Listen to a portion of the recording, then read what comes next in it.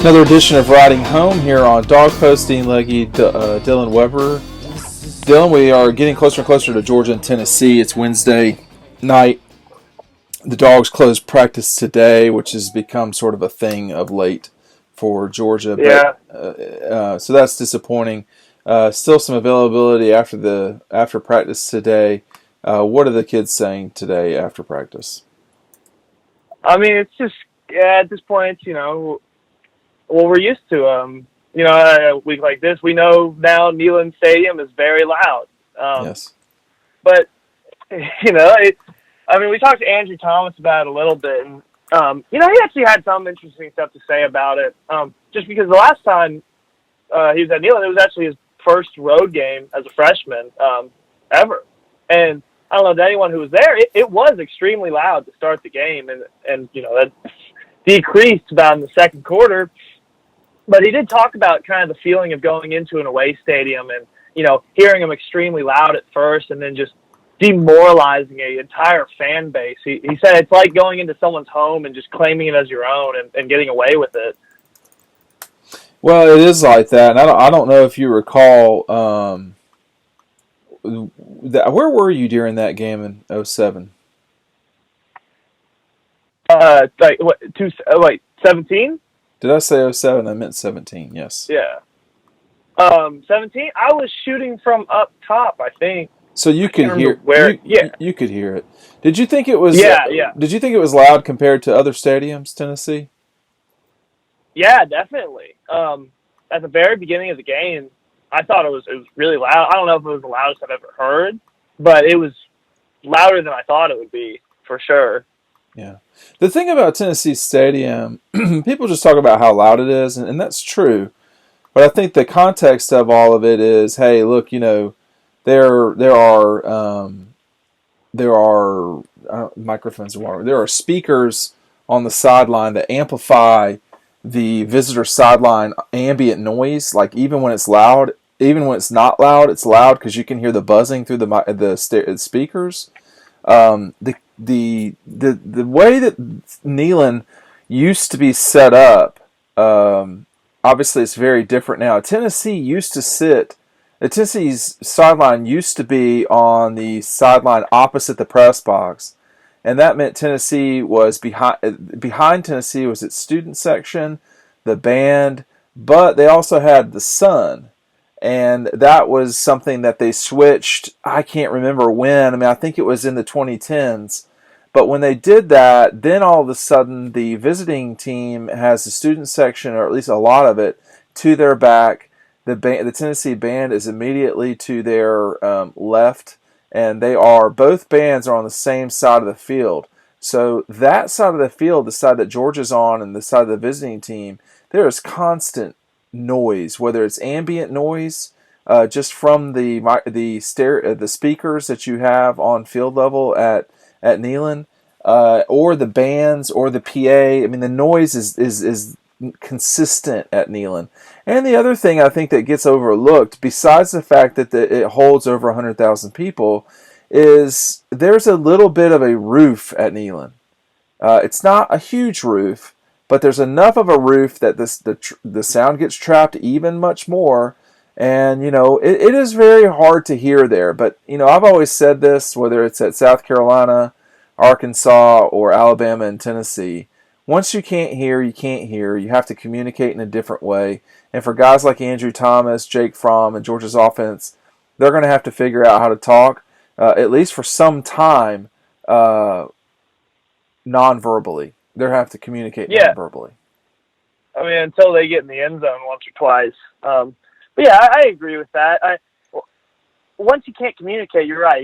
It's over. Like, you're going other ways. I mean, the louder it gets, I think at one point it really is just kind of phased out. Mm-hmm. I always liked noise myself when I was playing. It was not comfortable. I liked noise. I thought it was, everything seems to drown out anyway. The only time I have to say that I remember being on the sideline at Tennessee, and I heard a huge pop of noise, was the 2005 game when DJ Shockley threw what was almost a pick six, but wound up being Tennessee's, I think, only touchdown that day. It was a huge roar from the crowd when DJ threw that interception that wound up with the Vols having the ball on the 1 yard line. They scored soon thereafter.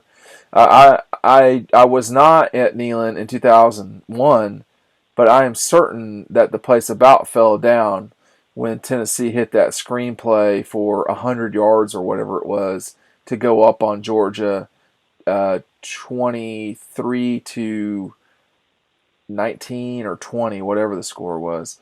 Probably was 23-19. So, and then soon thereafter, that was the hobnail boot. This series, to me, and this is me getting picky right now, Georgia can't be rivals with everyone. Like,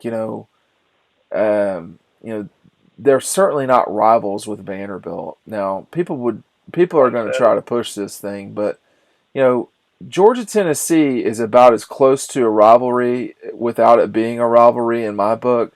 And I say that, Georgia has three rivals: Tech, Auburn, and the Gators.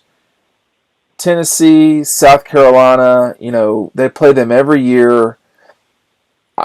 It's if you want to call it a rivalry, I'm not gonna fist fight you, but everything can't be a rivalry. I think so. I think there are three just purebred rivalries that will always be a rivalry for Georgia. Right.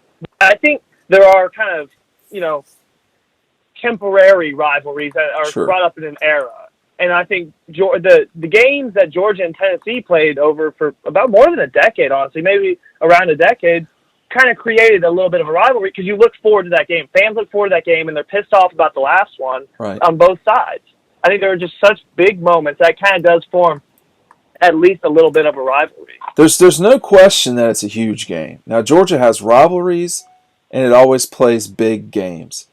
But, for a series that, like, for instance, is Georgia-Alabama a rivalry?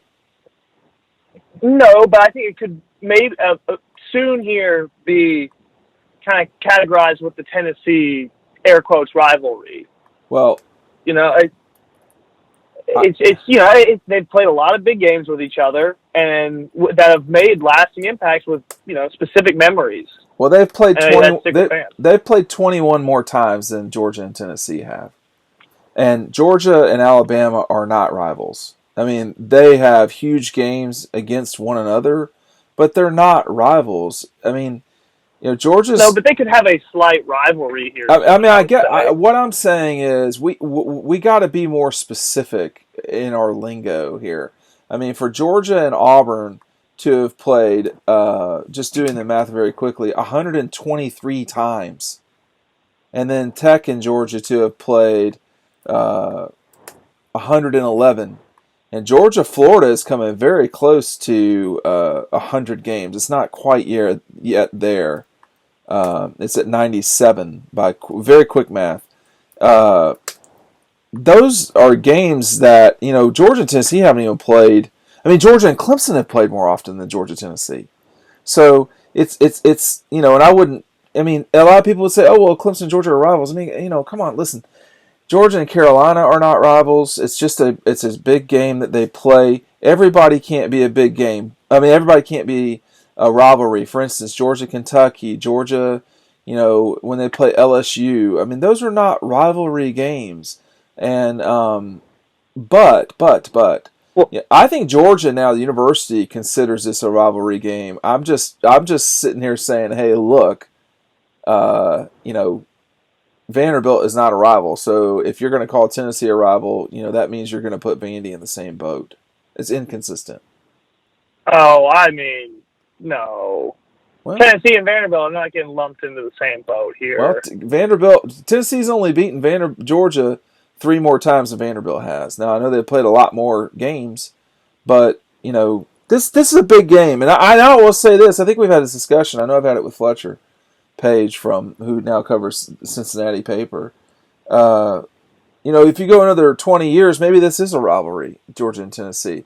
But, bro, this thing has lost its luster because Tennessee is not good. Yeah. That's what's going on. Tennessee has big rivalry games too. Florida, Alabama, and Vanderbilt. And Georgia's probably number 4 on their list, something like that. And I think they're probably exiting that phase, and maybe have exited that phase of it being, a passionate game and a bit of a rivalry. But from like 2001 to Oh yeah. 2016, I mean, I would say that's as close to a rivalry as you could get. Well, to 2016, I'm not sure about. I mean, there were times when this game just didn't matter. I mean, when you look at, I mean, yeah, you had occasional games, but you had some rough patches there of games that just, 2008 was Tennessee was 2008 to 2000, almost 15. You know, those were where both teams were not good at the same time, and frankly, both teams have not been good at the same time for some time. I mean, the last time, I'd have to go back and look, but the last time both these teams were ranked, just off the top of my head, if it wasn't in 2020, if it wasn't in 2015, well, of course, 2016, actually, they were both ranked because Georgia was number 25. But, like, legitimately ranked and it being a big deal game, man, it's been a long time. Probably since 2007, and I'm not sure Tennessee was ranked in that game coming into it. I'm going back to look right now. Of course, Georgia doesn't have the rank. God. Well, anyway, in the media guide, I thought it would be easy to look up, but it's kind of not. This game, though, one thing that's really important about this particular game, and I think this still holds true without looking it up, is Georgia's never won the East without first beating Tennessee. They've never won the East without first beating Tennessee. You talk about 2002, 2003, 2005, 2011 and 12, 2017 and 18. Without beating Tennessee first, Georgia has never won the East. They have always had to beat Tennessee. They've never. There have been situations, 2005, 2002, where they have not beaten Florida or beaten South Carolina like in 11 and 12. But there's never been a situation, it's never happened in history that Georgia has lost to Tennessee and gone on to win the East. It's a huge barometer game. It's a huge game. And my suspicion is that Florida has never won the East without beating Tennessee first, although 2015 comes to mind immediately where I think they did win. So this is certainly a big game. Is it a rivalry? A lot of people would say yes. My only caveat to that is, Dylan, every game can't be a rivalry, but this is probably number 4 on Georgia's list. And I guess it also depends where you're from. Oh, that's huge. To a certain degree. If you're from North Georgia, yeah, it is going to be more of a rivalry game to you. It is, and I mean, I think if you live in Augusta, there's no question that South Carolina and or Clemson are the biggest games for you. But Georgia has that strange dynamic where, if you live in Columbus or the West Georgia area, it's probably going to be Alabama or Auburn, or probably Auburn.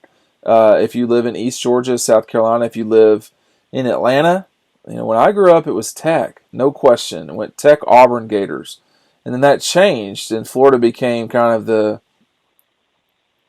team that, Georgia fans most coveted beating. I think Georgia's 3 rivalries do go like this, though.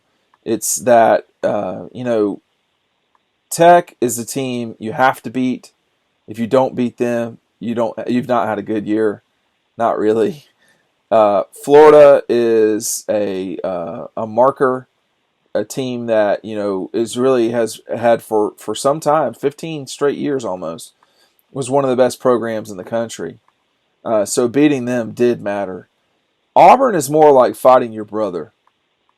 The kids are the same in many ways. I mean, Georgia's a much better school, but the football players are in the same universe in terms of what the kids are like, etc. But where they come from, there's a lot of Atlanta in Auburn, but those three are very different in the way that a lot of people think the Auburn rivalry is the nastiest one right now. I'm not so certain I believe that, but the players may feel that way. I'm not sure. If you hear the clicking in the background, I'm trying to find the ranked games. I mean, it's against ranked teams, and I'm having a very hard time because I'm looking on it on this digital copy. I'm so used to the actual media guide. Here we go. Georgia and Tennessee as ranked teams playing one another. I mean, it's been a while, man. I mean, in 16, Tennessee and Georgia were both in the top 25, as I mentioned. And then you got to go back a ways. 2006. So 13 years ago. And that was a matchup between number 10 Georgia, number 13 Tennessee. I think the kind of biggest clash of the Titans of these two programs, man, was the 2005 game between number 7 Tennessee at home against Georgia. A 27-14 win for the Dogs. Thomas Flowers takes it to the house. You know, the year before that, Tennessee had upset Georgia as a double-digit dog, 19-14 in Athens. It was one of Phil Fulmer's best wins ever. I mean, honestly. And you know, the year before that, number 8 Georgia against number 13 Tennessee. The year before that, number 6 Georgia against number 10 Tennessee. The year before that, unranked Georgia stuns number 6 Tennessee. The year before that, 2000, was 19-21 Tennessee and Georgia. They were both ranked in the top 20, barely. 1999 was a top 10 matchup. So, and then 1998 was a top 10 matchup. You had a lot of top 10 matchups, of which Tennessee won a lot of them, and then all of a sudden they didn't.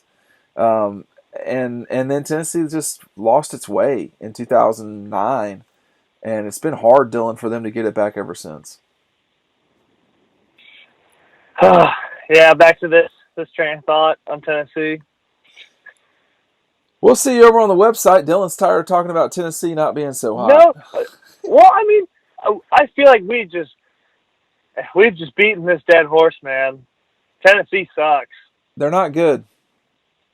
This is not your dad's Tennessee. And also, before we end this, mm-hmm. I mean, just so we can hit the point, Tennessee is not UT. Oh boy, that is just a false claim. Here we go, and a wrong one too. Who is UT?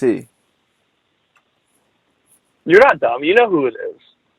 So our audience isn't dumb. They know who it is. It's the University of Texas. Oh, I thought you were going to say Temple. I believe Temple is TU, actually. I think they're Temple University. I knew you would come up with something. Look, I mean, have Tennessee and Texas ever played? I'm sure they have at some stage. Yeah, they should. You know, Clemson and Tennessee should play, man. They are really close to one another. They're closer to each other than Georgia and Tennessee are. And those two have just never played. It's very odd. Virginia Tech and Tennessee with that rivalry, if you want to call it that, which I wouldn't. They played that game in Bristol. That part of Northeast Virginia and Northeast Tennessee and Southwest Virginia is flooded with Tennessee and Virginia Tech people. But this is, if you live north of Atlanta, certainly in Northwest Georgia, and a lot of people in Northeast Georgia, Towns County, Fanning County, etc. This is a big, big game for you, I think. And a lot of people up that part of the way in Georgia are really enjoying the beatings that Georgia has put on Tennessee this century. They've enjoyed it, Dylan. I'll say that. Absolutely. Last, what is the likelihood of Tennessee winning this game? They are 25-point underdogs. 6%. Okay. I would say it's probably lower than that, but I'll talk about that tomorrow night on the Dean Legge Show. And then, of course, make sure you're listening to the Dawg Post pregame show, and we will see you over on the website, dawgpost.com, DAWGPOST.com. We'll see you over there.